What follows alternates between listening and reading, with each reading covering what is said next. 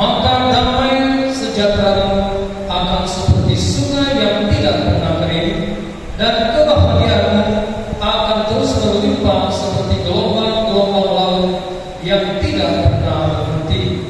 Maka keturunanmu akan seperti pasir, dan anak cucumu seperti kersik banyaknya.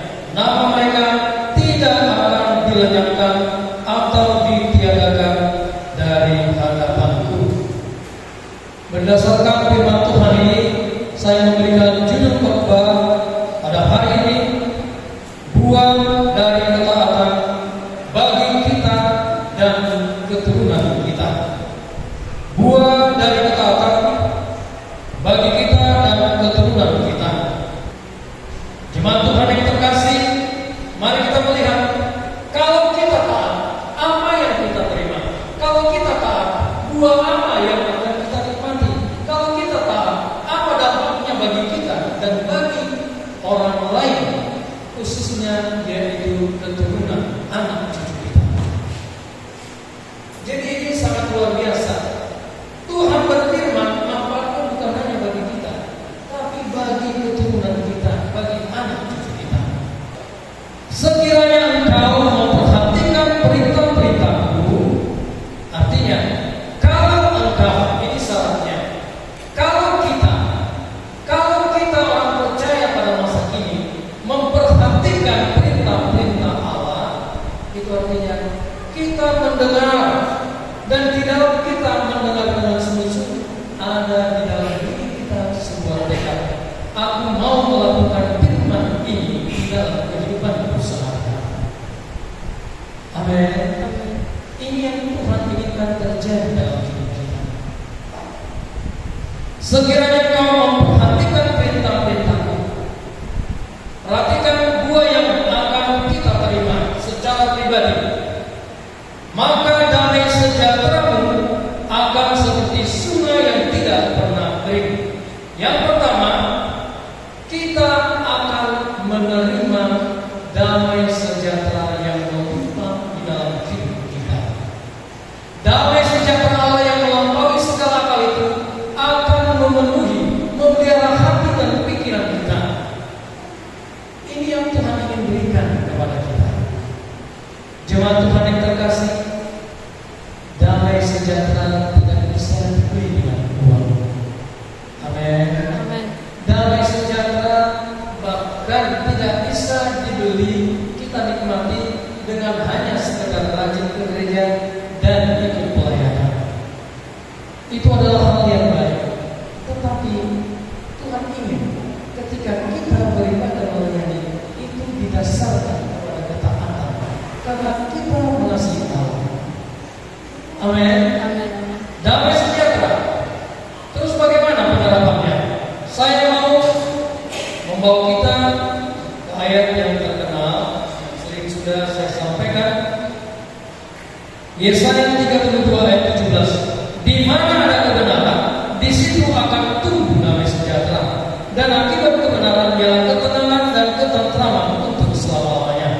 Perhatikan jemaat Tuhan, di mana ada kebenaran, kebenaran itu adalah firman Tuhan.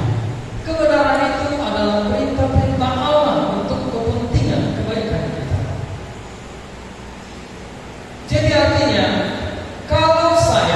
kalau kita tidak mendengar sungguh-sungguh, tidak taat kepada Allah, kepada perintah-perintahnya, kepada firman-Nya, maka dipastikan tidak akan ada damai sejahtera dalam hidup kita. Ini sudah jelas, jemaat Tuhan. Saya rindu setiap kali kita datang ke gereja, mungkin sebelum ke gereja banyak masalah yang kita hadapi. Ada benturan-benturan, bahkan mungkin gesekan dengan keluarga kita, dengan suami, dengan istri, dengan anak-anak, dengan orang tua. Tetapi Tuhan pastikan, aku ada di tengah-tengahmu, aku ada di bait suci. Ketika kita datang berhasrat memuji menyembah Allah, mendengarkan firman-Nya sungguh-sungguh, maka dipastikan kita akan mengalami damai sejahtera. Walaupun kita membawa damai itu di dalam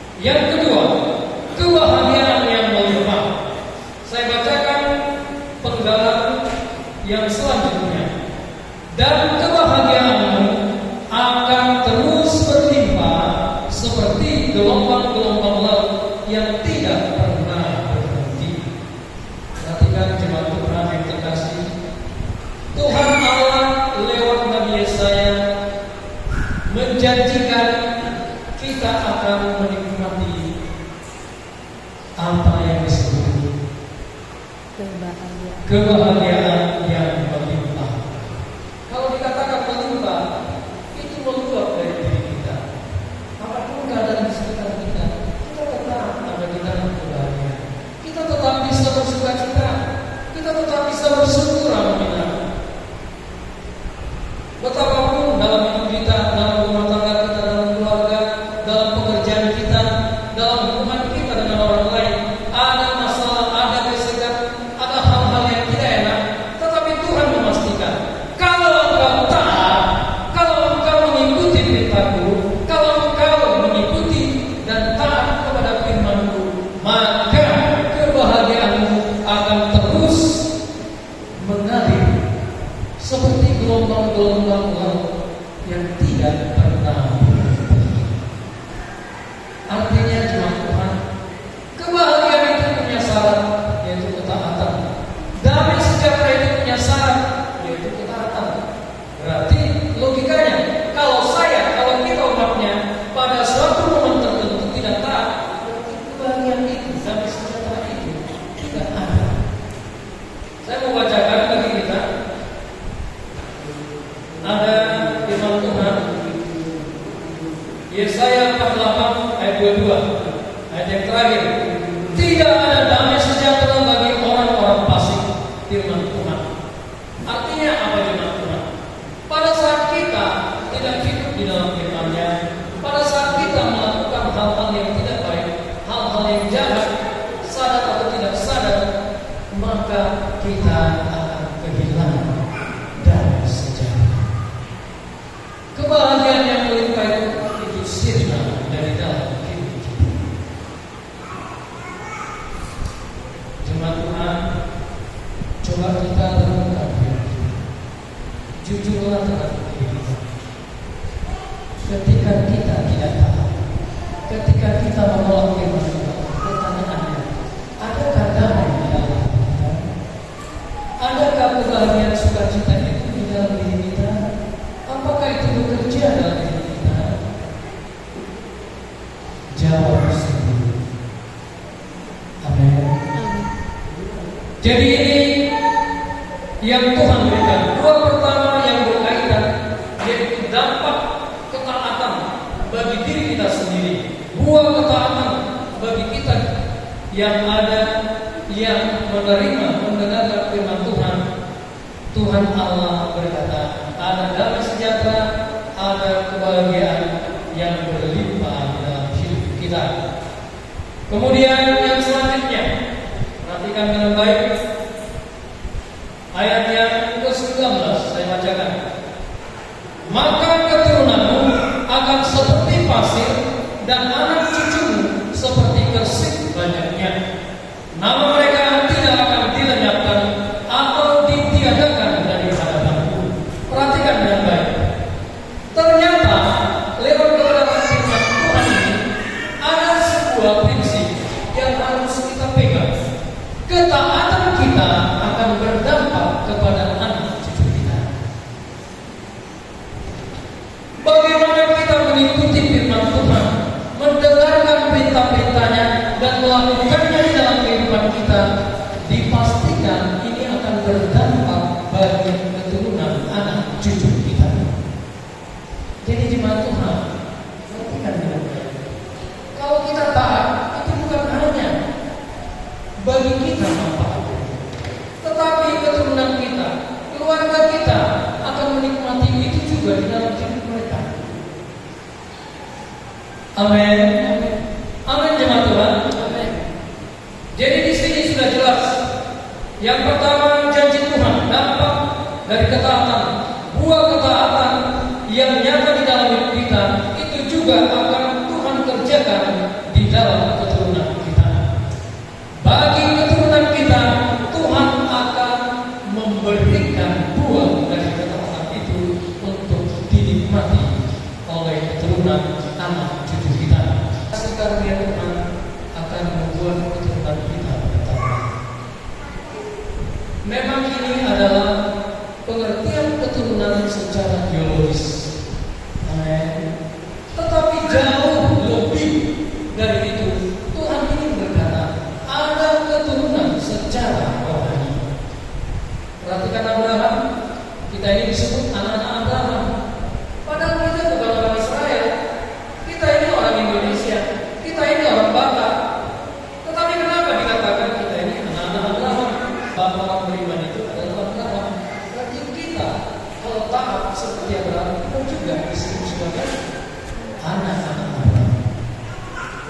Amin. Maksudnya bagaimana? Abraham, janji Allah, mimpi, visi, perjanjian yang diberikan Allah kepada Abraham itu digenapi bahkan sampai detik ini. Jumlah keturunannya sangat banyak secara biologis yang ada di tanah Israel. Tetapi secara rohani, oleh karena iman yang dikerjakan Allah dari Abraham yang ada di dalam Abraham itu bekerja di dalam diri kita. Karena kasih karunia Allah di dalam Yesus Kristus Tuhan, kita ini pun terbilang menjadi anak-anak Abraham secara rohani. Orang-orang Israel rohani. Amin. Amin ya. Kalau kita sekarang ini, ketika kita punya anak biologis, puji Tuhan. Kalau tidak, tetap bersyukur, puji Tuhan. Amin.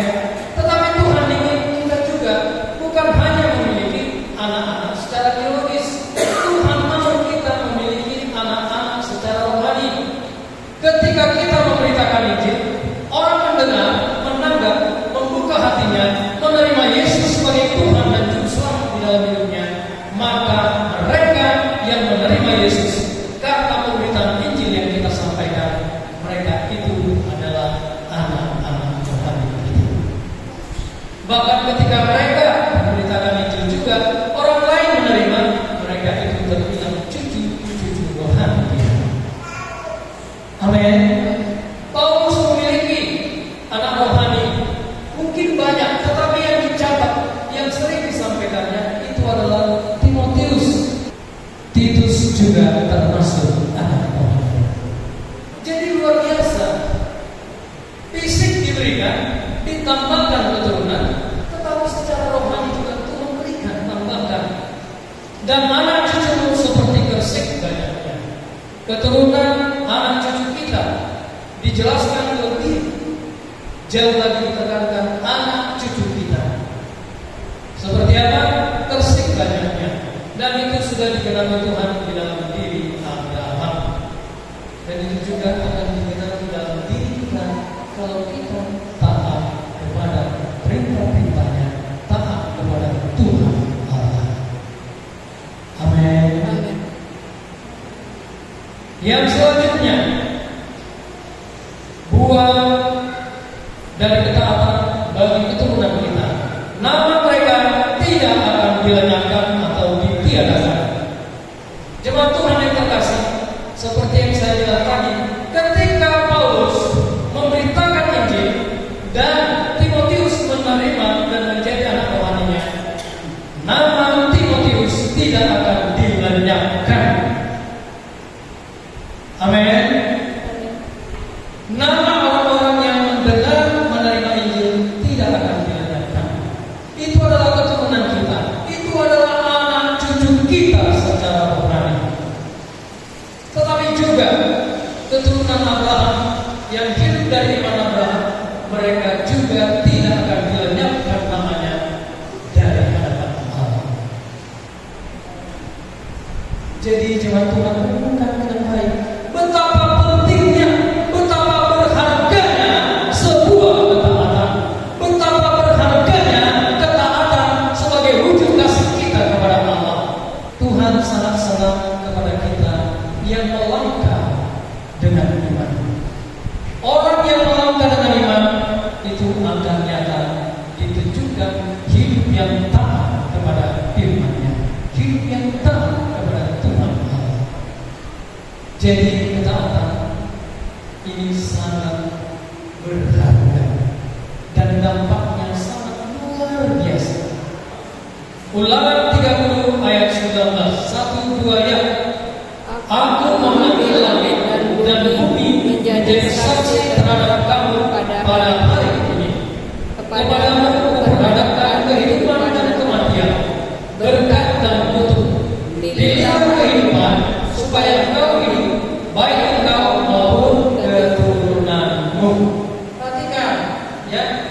Tuhan berkata, pilihlah kehidupan supaya engkau hidup, baik engkau maupun keturunanmu. Sudah jelas dampak dari pilihan untuk menjadi taat